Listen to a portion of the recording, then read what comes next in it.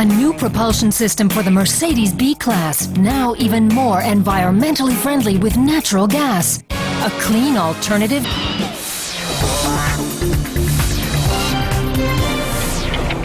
Markus Jordan and Reinhard Hege, two Mercedes B-Class fans.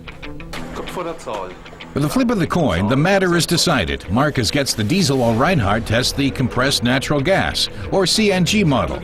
The B-Class NGT is bivalent, meaning it can run on both CNG and regular gasoline. But it always starts in gasoline mode. Switching over to natural gas, no problem.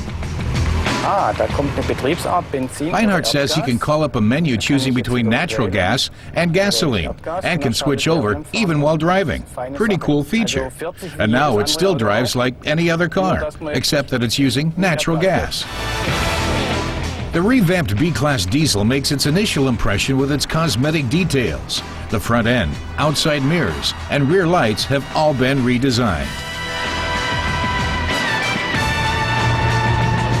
According to Markus, the biggest advances were made in fuel consumption. Mercedes says the diesel uses up to 7% less than the predecessor model. It can be had starting at 27,000 euros.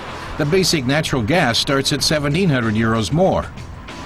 A full tank with 16 kilograms of natural gas is supposed to suffice for 300 kilometers, but now there isn't much left inside. Reinhard says it's time for the reserve tank. Now the question is, how long will the reserve last? Let's hope until the next filling station. You could switch over to gasoline, but then the car becomes much thirstier. 9.3 liters of gasoline per 100 kilometers is what it used during our test.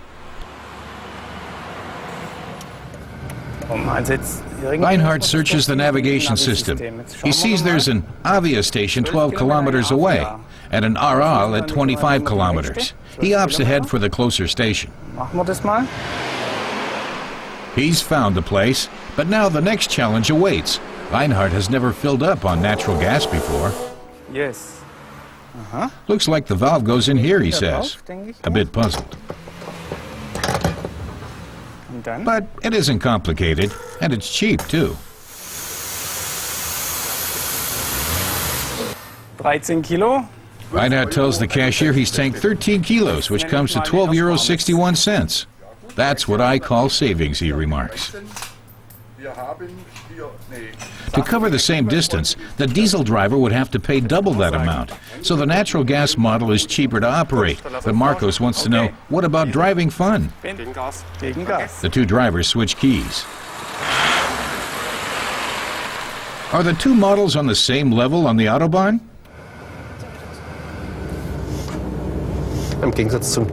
Markus notices that the natural gas model's performance is significantly inferior to the diesel. He has to push the pedal farther down to accelerate because it's missing the torque that the diesel has in abundance. The CNG model also compromises in cargo space, 130 liters of which are sacrificed for the big gas tank. However, the diesel guzzles by comparison. The onboard computer says 7.4 liters per 100 kilometers, against 6 kilos of natural gas, which corresponds to 4.6 liters of diesel. At a driving rate of 15,000 kilometers annually, the additional costs for the natural gas version pay for themselves in just under 3 years.